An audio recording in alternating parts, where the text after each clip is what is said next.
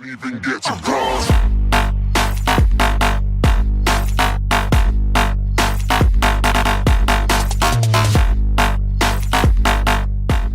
Hello friend, this is velocity trading और आज के इस वीडियो में मैं आपको एक्सप्लेन करूंगा कुछ प्राइस एक्शन टेक्निक्स और की पॉइंट्स जो मैंने यूज़ किए थे अपने कल के ट्रेड्स में। तो उसके पहले आपको बता दूं कि मेरा एक और चैनल है वेलोसिटी लाइव नाम से। अगर आपने नहीं देखा तो ज़रूर एक बार जाके देख लीजिए। यहाँ पे मैं ट्रेड रिजल्ट्स पोस्ट करता रहता हूँ और काफ़ी सारे वीडियो मैंने एक्सप्लेन भी किया है उन ट्रेड्स के पीछे का रीजंस। तो कल मैंने कुछ स्टॉक्स में ट्रेड किया था और सारे जो ट्रेड थे वो बेस्ड थे प्योर प्राइस एक्शन पे, बिना कोई इंडिकेटर यूज़ किए, सिर्फ ट्रेंड लाइंस और टूल्स का यूज़ करते हुए। तो उन सब के पीछे के रीज़न आपको एक्सप्लेन कर दूंगा। पहले हम लोग कल के प्रॉफिट लॉस की रिकॉर्डिंग देख लेते हैं। वीडियो एक्चुअली में कल ही अपलोड हो जाती, बट क्योंकि चार्ट्स वर्क नहीं कर रहे थे इसलिए मैं अपलोड नहीं कर पाया। तो ये कल के ट्रेड की रिकॉर्डिंग है। मेरा ओवरऑल प्रॉफिट था 9,265 रुपीज़ का और ये जो प्रॉफिट देख रहे हो ये बना है 47,000 रुपीज़ के कैपिटल पे। तो बहुत ही ज़्यादा लेवरेज का यूज़ हुआ है। जितना मैक्स हो सकता था उतने मैक्स लेवरेज का यूज़ कर करके मैंने ट्रेड किया था। तो ऐसा बिल्कुल भी रिकमेंडेड नहीं है किसी को, इवन प्रोफेशनल्स को ये रिकमेंडेड नहीं होता है। मैं खुद ऐसे हाई लेवरेज ट्रेड्स नहीं लेता हूँ। सिर्फ कल मैंने लिया था आपको सिर्फ शो करने के लिए प्राइस एक्शन के पीछे की ट्रेड्स। ऑलराइट, तो एक डिस्क्लेमर कि कभी भी इतना लेवरेज यूज़ करके ट्रेड मत करना। कैपिटल ख़त्म होने में 4 दिन नहीं लगेंगे, ठीक है। तो कल मैंने ओवरऑल ट्रेड किया था कैप-एफ, डॉक्टर रेड्डी, ग्रैनुअल्स, हिंजिंक, ल्यूपिन और पीएफसी में। मेरा मेजर प्रॉफिट रहा ल्यूपिन और डॉक्टर रेड्डी में, ऑब्वियसली क्योंकि उन स्टॉक्स के पीछे न्यूज़ है तो एक अच्छा मोमेंटम उसमें बना रहता है, ठीक है। तो कल एक्चुअली इनका चार्ट्स वर्क नहीं कर रहा था तो मैं अपलोड नहीं कर पाया। No data available for selected interval, ऐसा कुछ एरर आ रहा था। तो ठीक है, हम लोग आ जाते हैं ट्रेडिंग व्यू के प्लेटफॉर्म में, वहाँ मैं आपको एक्सप्लेन कर देता हूँ। तो ये सारे स्टॉक्स मैंने ऐड कर दिए हैं, कैप-एफ, डॉक्टर रेड्डी, ग्रैनुअल, हिंजिंक, ल्यूपिन और पीएफसी। तो देखिए प्राइस एक्शन में सबसे मेजर चीज़ जो आपको ध्यान में रखनी है वो ये कि आपका स्टॉक सिलेक्शन बहुत ही स्पेसिफाइड होना चाहिए।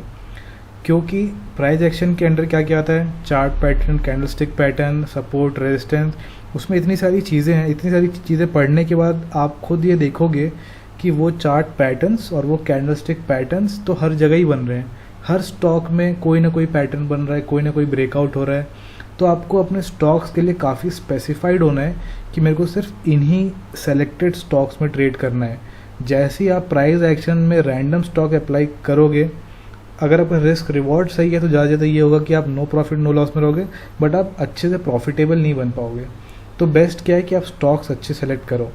और मेरा जो एक्सपीरियंस रहा है उसके अकॉर्डिंग मैंने यही देखा है कि जिन स्टॉक्स में कोई न्यूज़ होती है, भले अच्छे न्यूज़ हो या बुरी न्यूज़ हो, कोई भी न्यूज़ हो, कोई भी कैटलिस्ट हो, उस एक्शन के मूव के पीछे का कोई रीज़न हो, कोई कैटलिस्ट हो, तो सबसे बेस्ट होता है।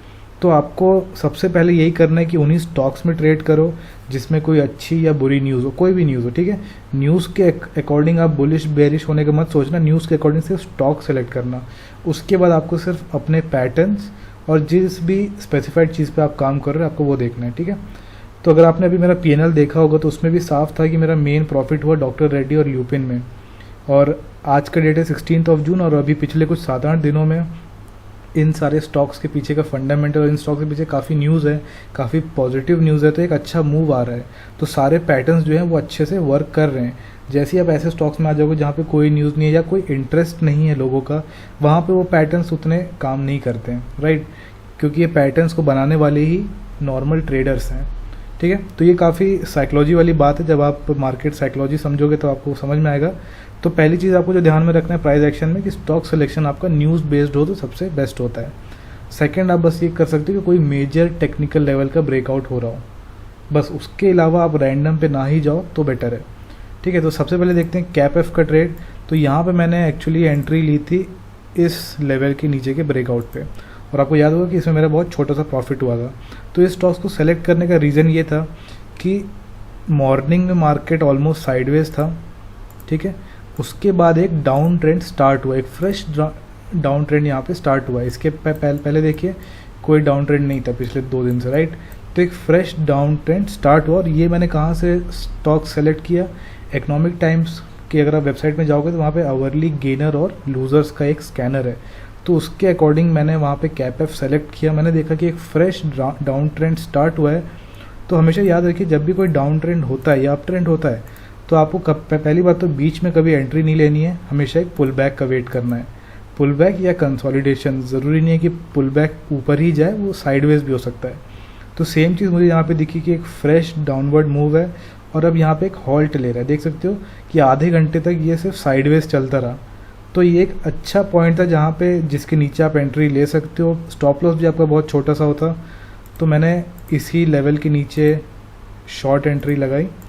इस जो छोटा सा स्विंग हाई है इसके ऊपर मेरा स्टॉप लॉस होता। या तो आप 1:2 के अकॉर्डिंग टारगेट रख सकते हो, या फिर फिबोनाची यूज़ कर सकते हो, या फिर लेफ्ट हैंड साइड में अगर कोई मेजर सपोर्ट एरिया है तो उसके जस्ट ऊपर आप अपना टारगेट रख सकते हो। तो टारगेट रखने के तो बहुत सारे पॉइंट्स है, बस मैं आपको यहाँ एंट्री एग्जिट पहले एक्सप्लेन करता हूँ। तो इसी के शॉर्ट होते ही मैंने यहाँ पे शॉर्ट ट्रिगर हो गया, मेरा स्टॉप लॉस मेरा लग गया।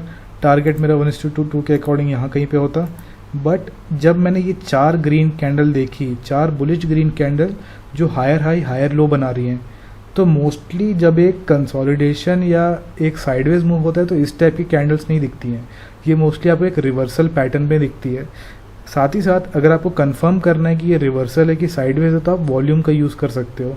जब आप वॉल्यूम अप्लाई करोगे तो आपको दिखेगा कि जब एक ट्रेंड चल रहा है तब वॉल्यूम बड़ी बड़ी, मतलब कैंडल्स जो वॉल्यूम की कैंडल्स वहाँ दिख रही होंगी बाहर, वो बहुत बड़ी बड़ी बन रही हैं। जैसी साइडवेज मूव आएगा एकदम से उन वॉल्यूम में ड्रॉप हो जाता है। तो अगर वो ड्रॉप नहीं दिख रहा है और अगर वो ड्रॉप भी बढ़ रहा है एक्चुअली में, साथ साथ ये रिवर्स भी हो रहा है, मतलब चांसेस है कि ये कंसोलिडेशन नहीं है, ये एक रिवर्सल है, राइट। तो मैंने सेम चीज़ यहाँ पे देखी तो मुझे ऐसा लगा कि हो सकता है कि ये कंसोलिडेशन नहीं रिवर्सल के साइंस हो। और मोस्टली रिवर्सल होने के पहले बोल सकते हैं कि 50% केसेस में रिवर्सल होने के पहले एक डबल बॉटम बनता है, ठीक है। तो मैंने यहाँ पे शॉर्ट किया था। जब मैंने ये 4 कैंडल देखी तो मुझे काफ़ी लगा कि हो सकता है कि एक रिवर्सल ले ले। तो मेरे पास 2 ऑप्शन थे, या तो मैं डायरेक्टली यहीं पे एग्जिट करता या फिर एक डबल बॉटम का वेट करता। तो जैसे ये वापस नीचे क्लोजिंग दिया मैं तुरंत इस ट्रेड से बाहर हो गया। तो यहाँ पे अराउंड 100-200 रुपीज़ के आसपास का प्रॉफिट हुआ, ज़्यादा प्रॉफिट नहीं हुआ। हालांकि मार्केट नीचे गया है बाद में, ये कोई रिवर्सल नहीं हुआ, बट स्टिल आपको एक रूल फॉलो करना पड़ेगा। तो ऐसे करके आप रिवर्सल और साइडवेज ट्रेंड में एक डिफरेंस देख सकते हो। ऑलराइट, आ जाते हैं नेक्स्ट ट्रेड में, डॉक्टर रेड्डी में। तो देखिए डॉक्टर रेड्डी में ऑलरेडी अच्छी न्यूज़ थी, साथ ही साथ काफ़ी लोगों का इंटरेस्ट है, OI बढ़ा हुआ था वहाँ पे। तो डॉक्टर रेड्डी और ल्यूपिन तो डायरेक्टली न्यूज़ बेस के अकॉर्डिंग ही मैंने उनको सेलेक्ट कर लिया था, कोई टेक्निकल रीज़न नहीं था उनको सेलेक्ट करने का। तो देखिए सबसे पहले सेलेक्ट करने का रीज़न था न्यूज़। साथ ही साथ पहली कैंडल देखिए एक बहुत ही बुलिश कैंडल है, पिछले 2-3 दिन का हाई के ऊपर जाके क्लोज हुआ है, मतलब मार्केट सेंटीमेंट भी काफ़ी बुलिश है। तो जब भी आपको ऐसी कैंडल दिखे कि एक कैंडल ही काफ़ी बुलिश बन गई है, तो कभी भी उसके अंदर सीधा एंट्री मत लीजिए। आप वेट कीजिए कि दोबारा कोई स्क्वीज़ हो या कंसोलिडेशन हो। जब भी वो स्क्वीज़ ब्रेक होगा ना तो काफ़ी अच्छा मूव दोबारा आने के चांसेस रहते हैं। तो देखिए सेम चीज़ यहाँ पे हुई, ये इसका हाई है, अगले 1 घंटे से ज़्यादा टाइम तक ये इसके अंदर ही रहा, ठीक है। 1-1.5 घंटे या आधे घंटे के आसपास तक ये इसके अंदर ही रहा। तो यहाँ पे एक पैटर्न सा भी बन रहा है। तो जैसे ही इसने इसके ऊपर ब्रेकआउट दिया मैंने यहाँ पे एंट्री ले ली। मेरा स्टॉप लॉस कहाँ होता है, इसी पैटर्न के जस्ट नीचे लाइन से मेरा इसका स्टॉप लॉस यहाँ ट्रेल होता रहता, ठीक है। इस पॉइंट पे एंट्री हुई है तो मेरा स्टॉप लॉस फाइनली यहाँ कहीं पे फिक्स हो जाता। तो यहाँ मैंने एंट्री किया, यहाँ मैंने स्टॉप लॉस लगाया, 1:2 का रिवॉर्ड रखा और प्रॉफिट बुक कर लिया। तो प्रॉफिट यहाँ कहीं पे मेरा आ गया था, इस टाइम पे शायद नहीं आया था। और उसके बाद देख भी सकते हो कि आगे जाके रिवर्स हो गया। तो जब तक आपका रिस्क रिवॉर्ड सही है तो आपको उतना ज़्यादा चिंता करने की ज़रूरत नहीं है कि लेफ्ट हैंड साइड में क्या सपोर्ट है क्या रेजिस्टेंस है। रिस्क रिवॉर्ड सही होगा तो आप स्टिल प्रॉफिटेबल ही रहोगे। आ जाते हैं नेक्स्ट पे, ये है ग्रैनुअल्स। और ग्रैनुअल्स में एक्चुअली मेरा ट्रेड था यहाँ इस पॉइंट पे। यहाँ पे आप देख सकते हो कि एक कैंडल बन रही है रिवर्सल वाली, ओके। और जब भी रिवर्सल कैंडल बने, अगर आपके कैंडल स्टिक पैटर्न पढ़ोगे तो आपको डायरेक्ट एंट्री नहीं लेना है, ठीक है। अगर फर्स्ट टाइम बन रहा है तो आप हमेशा देखोगे, या बोल सकते हैं कि एटलीस्ट 70% केसेस में देखो कि वो एक डबल टॉप बनाता है उसी एरिया में, उसी रिवर्सल पैटर्न पे, तब जाके आपको शॉर्ट करना चाहिए। तो यहाँ पे एक पैटर्न बना रिवर्सल का, मार्केट नीचे आया फिर वापस ऊपर गया, बट सेम एरिया पे दोबारा रिजेक्शन हुआ तो वापस नीचे गया। तो आपको यहाँ पे भी सीधा वैसे शॉर्ट नहीं करना चाहिए, आपको वेट करना चाहिए कि पिछला स्विंग लो ब्रेक हो। तो एग्जैक्टली मैंने वही किया। जब ये स्विंग लो ब्रेक हुआ तो यहाँ पे मैंने शॉर्ट एंट्री ली, मेरा स्टॉप लॉस रहता है इसी स्विंग हाई के पास, 1:2 के अकॉर्डिंग रिस्क रिवॉर्ड रहता है। बट जब ये वापस ऊपर क्लोजिंग दे दिया, नीचे क्लोजिंग देने के बाद ऊपर दिया, बट देख सकते हो कि यहाँ पे इसने नीचे क्लोजिंग दी, फिर ऊपर गया, स्टिल यहाँ तक कोई प्रॉब्लम नहीं है, वापस नीचे और फिर वापस ऊपर, मतलब हायर हाई हायर लो जैसे इसने बना दिया, मैं यहाँ पे एग्जिट कर गया। तो इसलिए आपको यहाँ पे दिखेगा कि ग्रैनुअल से मेरा थोड़ा सा लॉस हुआ था। ठीक है, आ जाते हैं हिंज इंक पे। हिंज इंक का जो ट्रेड था ये काफ़ी रेयर टाइप का ट्रेड है। आप ज़्यादातर टेक्निकल या प्राइस एक्शन ट्रेडर्स को ऐसा ट्रेड ले लेते तो किसी को नहीं देखोगे। ठीक है, ये बोल सकते हैं कि एक high risk high reward kind of trade था। रीज़न मैं आपको एक्सप्लेन करता हूँ। देखिए पिछले 3-4 दिन से यहाँ पे एक लेवल दिख रहा है जहाँ पे बार बार प्राइस रिजेक्ट हो रहा है, राइट। यहाँ पे प्राइस आता है, वापस नीचे आ जाता है। इवन आप नीचे देखोगे तो इस एरिया में सपोर्ट बन रहा है, ये एक रेजिस्टेंस एरिया है, ये एक सपोर्ट एरिया है। अब जितने लोग भी चार्ट पैटर्न सब जानते हैं, साइकोलॉजी समझते हैं, आप में से भी काफ़ी लोग का दिमाग सीधा ये जाएगा कि कभी भी इस एरिया में बाई मत करो और इस एरिया में सेल मत करो, इस एरिया में बल्कि बाई करो और इस एरिया में सेल करो। तो इस सब चीज़ से मैं बिल्कुल एग्री करता हूँ। मोस्टली लोग ऐसे ही ट्रेड करते हैं जब भी सपोर्ट रेजिस्टेंस पे ट्रेड करते हैं। बट मैंने यहाँ पे एक उल्टा टाइप का ट्रेड लेने की कोशिश की, वो ये थी कि देखिए जब कोई रेजिस्टेंस लेवल बार बार टेस्ट होता है तो पहली चीज़ वो उतना स्ट्रांग होते जाता है, उसको ब्रेक करना उतना टफ होते जाता है। बट साथ ही साथ उसका अपोजिट साइड भी एक तरफ बढ़ता जाता है, मतलब कि अगर फाइनली जब ये रेजिस्टेंस ब्रेक होगा तो एक बहुत बड़ा ब्रेकआउट आएगा। ठीक है, तो मैंने इसी लॉजिक के अकॉर्डिंग जब यहाँ पे एक ट्रायंगुलर पैटर्न सा बन रहा था तो इसी एरिया में मैंने कहीं बाई कर लिया था, अराउंड यहाँ कहीं पे। स्टॉप लॉस मेरा बड़ा छोटा सा होता क्योंकि मेरे को पता है कि अगर यहाँ से रिवर्स लेगा तो फिर यहाँ तो उसके नीचे जाने के 90% चांसेस हैं। तो यहाँ मैंने एंट्री ली, यहाँ मेरा स्टॉप लॉस होता। रिस्क रिवॉर्ड में चाहूँ तो इस टाइप के केसेस में जो रेजिस्टेंस कम से कम 4-5 बार टेस्ट हुआ है उसमें तो मैं 1:3 तक आराम से रिस्क रिवॉर्ड रख सकता हूँ। बट अनफॉर्चुनेटली ये जो फाइनली ब्रेकआउट हुआ भी ऊपर जो मैं सोच रहा था, बट वो लास्ट के 10 मिनट्स में हुआ, तो इंट्राडे में तो हम तब तक बाहर हो जाते हैं, तो मेरे को इसके अकॉर्डिंग ट्रेड नहीं मिल पाया, मतलब इसके अकॉर्डिंग मेरा प्रॉफिट नहीं हो पाया। तो कैप पे डॉक्टर रेड्डी ग्रैनुअल्स हमने देख लिया। हिंज इंक में मैंने एक ऐसी चीज़ अप्लाई की जो मोस्टली रिकमेंडेड नहीं है। बस तब आप कर सकते हो जब बोल लीजिए कि आप ऑलमोस्ट 90% श्योर हो कि आप उतना अमाउंट लॉस करने के लिए रेडी हो। ठीक है, क्योंकि इसमें 90% चांसेस होते हैं कि लॉस हो जाएगा। जब आप किसी रेजिस्टेंस पे बाई कर रहे हो तो बहुत चांस है कि वहाँ से वापस आ जाएगा। ठीक है, अब आ जाते हैं अगले स्टॉक पे, वो है ल्यूपिन। तो ल्यूपिन में भी अच्छी न्यूज़ थी, साथ ही साथ मेरा एंट्री बना यहाँ पे। ये जो पैटर्न आप देख रहे हो, देखिए फर्स्ट कैंडल ऐसे बनी, उसके बाद नेक्स्ट 1-1.5 घंटे तक मार्केट उतने ही एरिया में रहा। एक फ्लैग पैटर्न टाइप का, sort of flag pattern type का यहाँ पे फॉर्मेशन हो रहा है।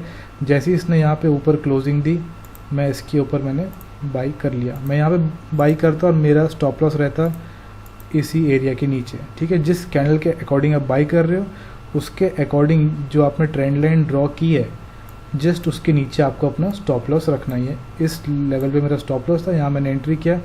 1:2 का रिस्क रिवॉर्ड तो था, बट मैं बाहर इसलिए आ गया क्योंकि यहाँ पे डबल टॉप फॉर्मेशन हो रहा था। तो जैसे ही यहाँ पे एक बार टच किया, नीचे आया, वापस टच किया, जैसे ही रेड कैंडल दोबारा बनते मैंने देखा, मैंने इसी के लो पे बाहर हो गया। ठीक है, तो प्रॉफिट स्टिल इसलिए हो गया क्योंकि ल्यूपिन और डॉक्टर रेड्डी में मैंने काफ़ी ज़्यादा लेवरेज यूज़ किया था, क्योंकि ऑलरेडी मुझे पता था कि यहाँ पे न्यूज़ है, साथ में काफ़ी ओपन इंटरेस्ट है, काफ़ी लोग इसमें ट्रेड कर रहे हैं। तो इन टाइप के स्टॉक्स में मेरा कॉन्फिडेंस थोड़ा ज़्यादा रहता है। तो अब आ जाते हैं हमारे लास्ट स्टॉक में, वो है PFC। इसमें भी मेरा लॉस हुआ था और PFC में ट्रेड करने का रीज़न खाली सिंपल ये है कि मैंने एक बहुत गलत एंट्री की थी जो कि मुझे नहीं करना चाहिए था। स्टिल आपको एक्सप्लेन कर देता हूँ कि देखिए जब ये ट्रेंड नीचे आ रहा था तो ये कितने बार इसने यहाँ पे पुल बैक लिया है। यहाँ पे एक लिया है पुल बैक, यहाँ नीचे आया, फिर पुल बैक नीचे, फिर पुल बैक, फिर नीचे, फिर यहाँ पे साइडवेज, फिर नीचे। जब इतने बार ये पुल बैक ले चुका है तब मैंने क्या गलती कर दी कि मैंने इस एरिया में कहीं पे एंट्री ले ली। इसको एक साइडवेज मान के यहाँ पे मैंने एंट्री ले ली और वापस प्राइस ऊपर आ गया, तो ओवरऑल मैंने लॉस में ही एंड किया। तो ये भी है कि जब कोई ट्रेंड स्टार्ट हो गया है और उसके 2-3 पुल बैक्स निकल चुके हैं तो अब आपके एंट्री करने का कोई पॉइंट नहीं है। आप फर्स्ट पुल बैक में एंट्री कर लो, वो सबसे बेस्ट होता है। जितना लेट एंट्री करोगे उतना आपका रिस्क बढ़ते जाता है। और सेम गलती यहाँ भी हुई कि इतने बार ये साइडवेज हो चुका है, फिर बार बार पुल बैक हो रहा है, एक स्ट्रॉन्ग ट्रेंड नहीं है, इतने बार ये साइडवेज हो रहा है, पुल बैक हो रहा है, बार बार हो रहा है, और मैं इतने लास्ट में जाके उसमें एंट्री लेने की कोशिश कर रहा हूँ। तो ये बोल सकते हैं कि सीधा सीधा एक केयरलेसनेस वाला ट्रेड था, तो ऑब्वियसली इसमें लॉस होना ही था। तो मेन प्रॉफिट रहा डॉक्टर रेड्डी और ल्यूपिन में। रीज़न एकदम साफ है कि इनके पीछे न्यूज़ है, इनके पीछे काफ़ी ओपन इंटरेस्ट बढ़ा हुआ है, तो यहाँ पे ब्रेकआउट्स होना ये सब काफ़ी अच्छा वर्क कर जाते हैं। ठीक है, तो ये सारे 5-6 स्टॉक्स हैं जिनके पीछे का मैंने एग्जिट एंट्री आपको एक्सप्लेन कर दिया। और भी सारी चीज़ें हैं जो मैं इस वीडियोज़ में इतना एक्सप्लेन नहीं कर सकता हूँ। ठीक है, तो काफ़ी जल्दी मैं इस प्राइस एक्शन टेक्निक पे एक प्रॉपर वेबिनार कंडक्ट करने वाला हूँ, तो उसका वीडियो भी जल्दी आ जाएगा। तो अगर आप लोग उसमें इंटरेस्टेड हो तो ज्वाइन कर सकते हो। साथ ही साथ इसके अलावा मैं बाकी स्ट्रैटेजीज़ भी एक्सप्लेन करता हूँ, उसके लिए आप मुझे व्हाट्सएप पे कांटेक्ट कर सकते हो। So that's it for today guys, thanks for watching and like always, peace out.